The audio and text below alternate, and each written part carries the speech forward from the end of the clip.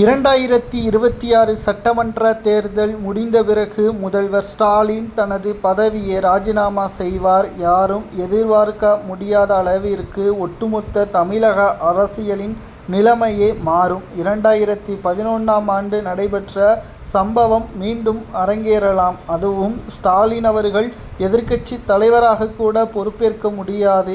தமிழகத்தில் நடக்கக்கூடிய சட்டசபை தேர்தல் என்பது 4 முனை போட்டி. திமுகவின் கூட்டணி, அதிமுகவின் கூட்டணி, தமிழக வெற்றிக் கழகம், நாம் தமிழர் என்று 4 முனை போட்டி நிலவி வருகிறது.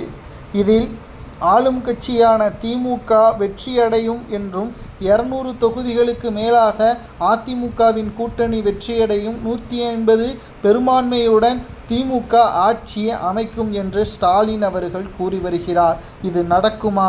நாம் மக்களிடம் நேரடியாக கேட்டறிந்த பொழுது இதற்கு வாய்ப்பே கிடையாது என்று கூறியுள்ளனர். அதாவது தமிழகத்தில் சொன்ன வாக்குறுதிகள், திமுக ஆட்சி அமைத்தால் சுமார் 505 வாக்குறுதிகள் நிறைவேற்றப்படும் என்று 2021 சட்டமன்ற தேர்தலின் பொழுது பேசியிருந்தார். மேலும் 10 ஆண்டுகள் ஆட்சி அமைக்க முடியாத ஏக்கத்தினால் அனைத்து வாக்குறுதிகளும் மக்களிடம் நம்பகத்தன்மையாகவே இருந்தது. இதனால் மக்களும் திமுகவிற்கு ஓட்டுக்களை செலுத்தினர். சிறுபான்மையினர்களது ஓட்டுக்கள் தான் அதிகமாகவே இருந்தது. இதனால் வெறும் 3.5% வித்தியாசத்தில் அதிமுகவின் கூட்டணி தோல்வியே தழுவியது. பெரும் பரபரப்புடன் திமுக ஆட்சியை அமைத்த நிலையில் இன்று வரை 4 ஆண்டுகள் முடிவடைந்து 5வது ஆண்டு தொடக்கத்தில் திமுக ஆட்சியை அமைத்து கொண்டிருக்கிறது. சொன்ன வாக்குறுதிகள் 20% கூட நிறைவேற்றப்படவில்லை. அது மட்டுமல்ல, தமிழக மக்களுக்கு பாதுகாப்பு இல்லை, சட்ட ஒழுங்கு சீர்கேடு, எங்கு பார்த்தாலும் அசம்பாவிதங்கள் தான் இருக்கிறது.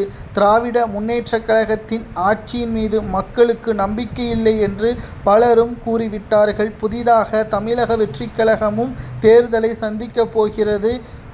பல இளைஞர்கள், இதுவரை ஓட்டுக்களை போடாத இளைஞர்கள் கூட இந்த முறை ஓட்டுக்களது எண்ணிக்கையும் சதவீதமும் அதிகமாக கூடும். இதனால் ஸ்டாலின் அவர்கள் பணப்பட்டுவாடா செய்வதை தவிர வேறு வழியே கிடையாது. ஆனால் அதற்கும் சிக்கல்தான். அமலாக்கத்துறை அதிகாரிகள் ஒவ்வொரு மாவட்ட பொறுப்பாளர்களது நியமனத்திலும் அவர்களது கண்கள் இருக்கிறது.